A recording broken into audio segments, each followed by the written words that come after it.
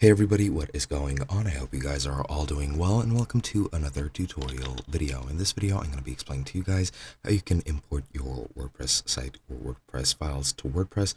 So let's get right into it. Now, there is a built-in option for importing. However, as you will see, it doesn't really feature that much.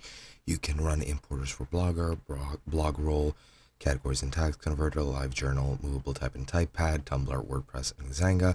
Of course, you can use the WordPress one. Just click run the importer, and then you'll be able to import whichever content you want to upload. You just need to import the XML file with your page and post content, or a zip archive containing several XML files. So once you compile it, you can easily just drag it and import it over here. Additionally, you can also use all-in-one WordPress migration, which is a plugin which is very popular to use, and I'll be showing you guys through this site since I do not have the opportunity to install plugins. So pretty much you just need to install it and activate it in the source site if you're wanting to import a WordPress site to another WordPress service. And once you activate the plugin, just go into the dashboard, click on all-in-one migration, then on export, and then if you're using the same domain, you don't need to use the find and replace feature, but if you don't use the same domain name, you do.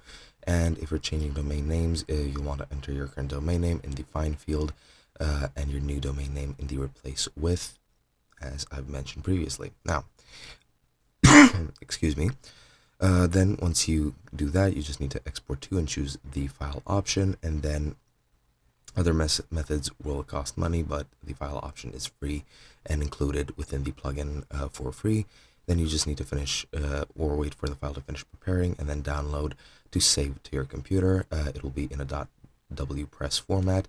Then you need to go and import to WordPress.com. You just go into your WordPress site where you want to import it, install the plugin, activate it, then go into the WP migration, then import from, and select file, select the Wpress file from your computer, wait for it to upload, and then once it finishes, just click proceed to confirm that you wish to overwrite everything on your site at the current moment. Then you can review your site, and that is pretty much it. Make any changes that you want. If anything didn't import successfully, just change it within the new site, and that is pretty much all there is to it. Hope you guys enjoyed, and I'll be seeing you guys in another video.